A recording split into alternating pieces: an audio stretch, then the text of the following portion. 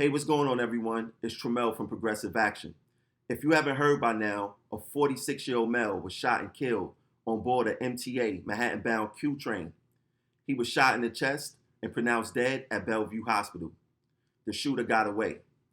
All types of crimes, slashings, shootings, robberies, and other violent felonies are becoming commonplace on New York City transit property.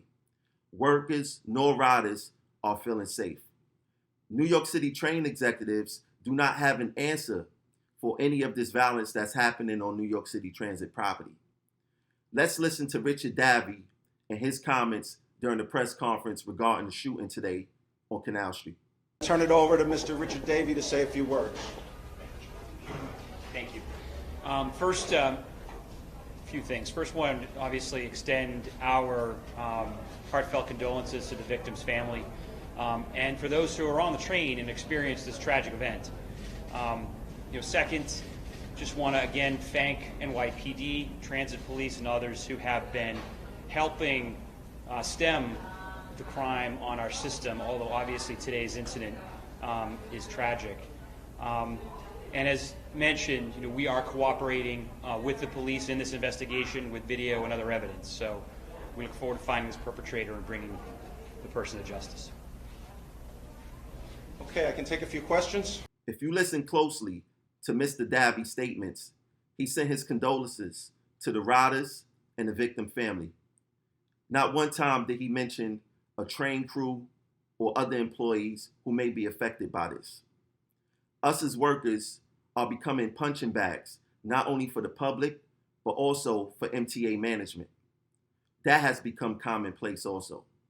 At what point does it change? Union reps, we need serious change when it comes to protecting workers on this property. We cannot continue to play the MTA games. We play their games and we get nowhere. We play their games and nothing change. Serious action must be taken when it comes to the safety of the workers and the riders on New York City transit property. Richard Davy made it clear, we are not even on their minds when it comes to any type of egregious activity that happens on this property. But let us make a mistake. The MTA are quick to make swift action to correct us on our wrongs. But who's correcting the MTA on their wrongs? We need change, and we need it now. It's only a matter of time before the unfortunate happens and one of us gets seriously hurt due to the MTA unsafe practices and due to the union not taking serious action against the MTA when it comes to our safety. We can't continue to be behind the 8 ball and whatever happens, happens. We must be proactive when it comes to protecting workers on this property. Bullets are flying and bullets do not have no names on them.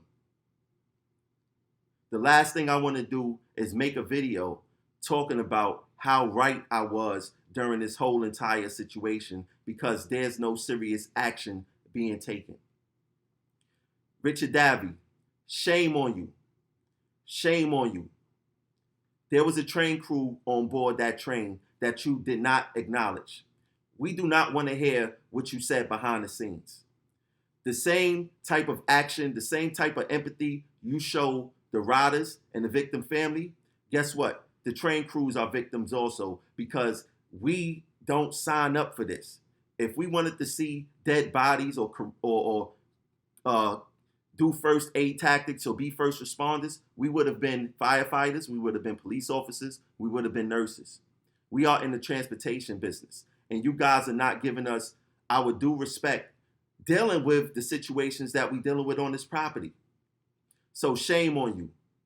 I would like to give a shout out and give my condolences to the train crew that was on that train who had to witness this unfortunate event. We do not come to work to experience these events, but like I said earlier in this video, it's becoming commonplace. We must do better, and we deserve better on New York City transit property. The best is yet to come. We must continue to fight. We must continue to stand together. And remember, an injury to one is an injury to all.